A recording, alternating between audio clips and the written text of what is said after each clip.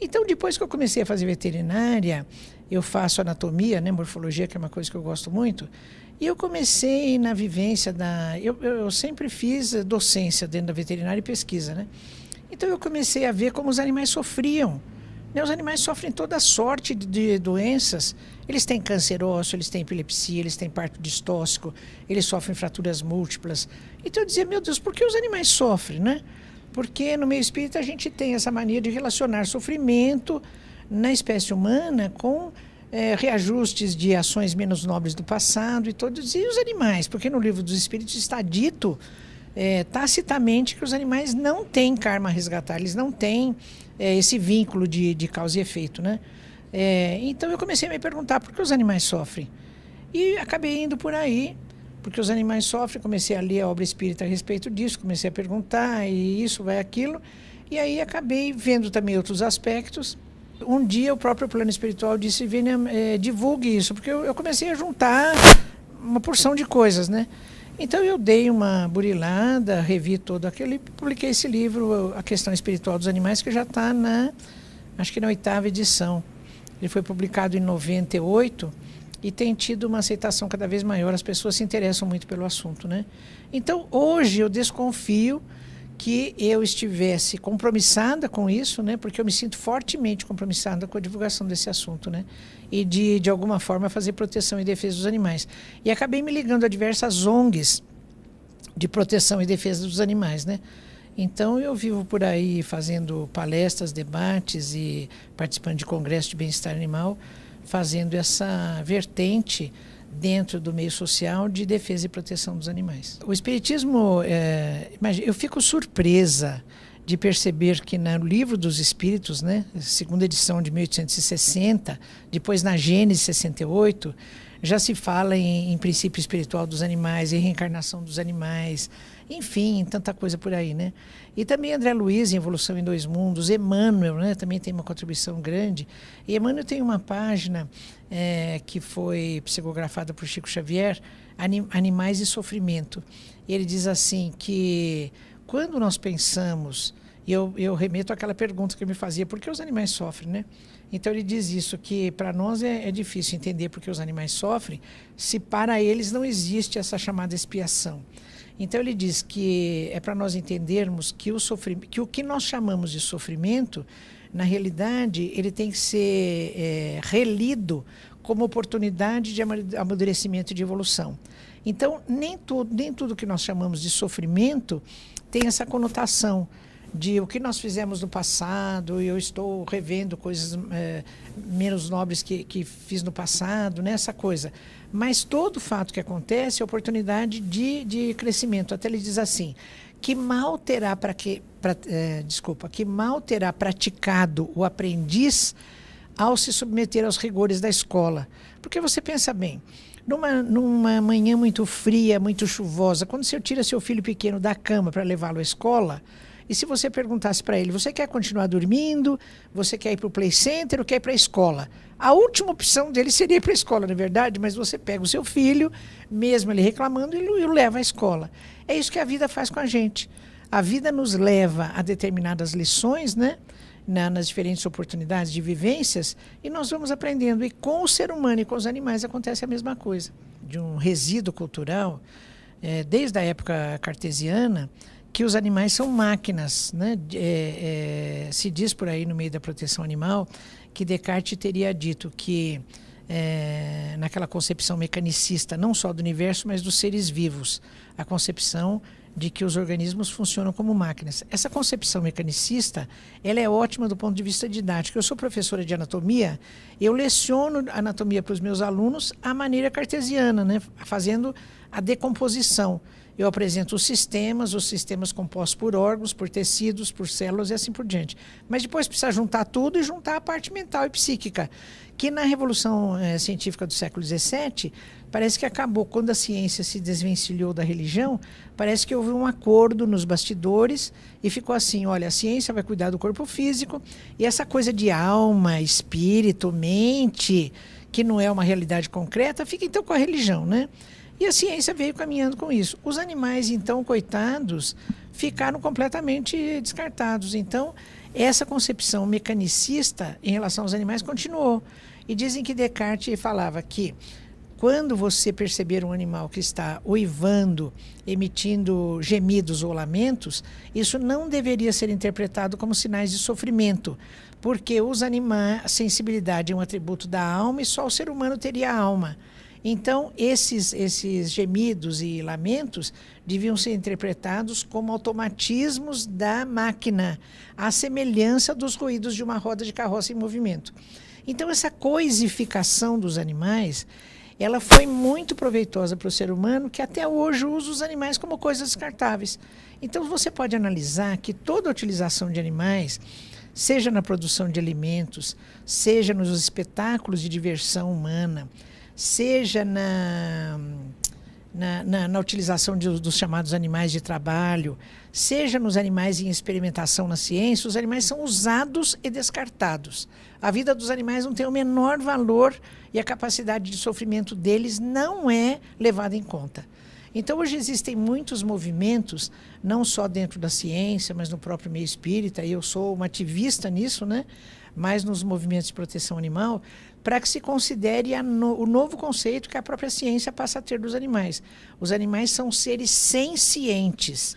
Esse termo senciens vem do latim, quer dizer que sente, que tem sensibilidade, que sofre, que tem inteligência, que tem essa dimensão mental que jamais foi considerada em relação aos animais. Então, a doutrina espírita, ela traz uma contribuição muito grande nesse entendimento. André Luiz diz que as próprias células são seres inteligentes. E ele se diz estudioso da mente das células, né? Então, a contribuição espírita em relação ao entendimento de que os animais são seres sencientes, ela é fantástica. Então, ao espírita cabe a maior responsabilidade de respeitar os animais, se não puder pelo menos amá-los, de respeitar o seu direito à própria vida e a sua capacidade de sofrimento. Na Gênese, nos 2 capítulos que eu citei, o 10º e 11º, Evolução Orgânica e Evolução Espiritual, está escrito assim, que olha, literalmente está dito o seguinte, textualmente: corpos de macacos. Imagina isso escrito em 1868. Eu não sei como levaram o Kardec para a fogueira da Inquisição, né? Está escrito assim: corpos de macacos teriam sido muito adequados a servir de vestimenta aos primeiros espíritos humanos, necessariamente pouco avançados, que vieram encarnar-se na Terra. Eu fiquei tão preocupada com isso que faz alguns anos eu me matriculei como aluna especial na disciplina de evolução humana lá no IB da USP, com as aulas do professor Walter Neves, que é o Papa da Evolução Humana, né, em São Paulo, no Brasil, e fiz o semestre inteiro lá a disciplina. E lá, então, eu fiquei sabendo que a moderna biologia e a antropologia admitem que o ser humano veio de uma espécie de macaco chamada Australopithecus, que teria vivido no planeta mais ou menos 3,5 milhões de anos atrás, né? E existem 4 espécies: o Homo habilis, que teria vivido há 2 milhões de anos, o Homo erectus há 1 milhão de anos, o Sapiens ou Sapiens antigo há 500 mil anos, e a nossa espécie, que é novíssima, recentíssima, que tem só 35 mil anos, né? Que é o Homo sapiens sapiens.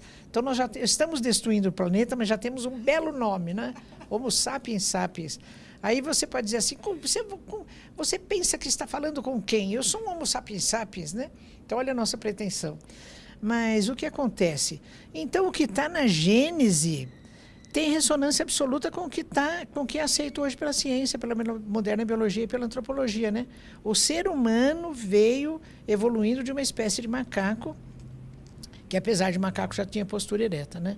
Então, tem um dado interessante que é o seguinte: nesse curso apareceu uma discussão, como é que houve a transformação do Australopithecus, que ainda era macaco, porque Pithecus quer dizer macaco, né? E para o Homo habilis, que já era homem. Então, houve um salto quântico, assim, de repente. Então, é assim, eles fizeram a medida da capacidade craniana, da medida volumétrica da cavidade craniana que contém o cérebro, dos fósseis do Australopithecus e das 4 espécies do gênero humano. E viram o seguinte, que o Australopithecus é em torno de 450 centímetros cúbicos. O Homo habilis é uns 600, e depois dá um pulo para o Homo erectus, que é de mais de 900.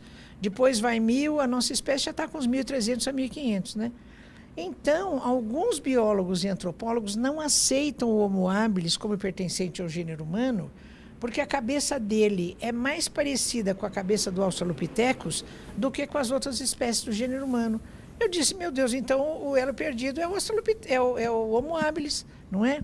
E agora, o ano passado, houve uma nova descoberta de mais 2 fósseis de Homo habilis, cuja idade presumida é mais antiga que a do Australopithecus. Ou então, aí mais autores ainda, mais estudiosos, entraram nessa corrente que rebaixa o Homo habilis para o nível do Australopithecus, né?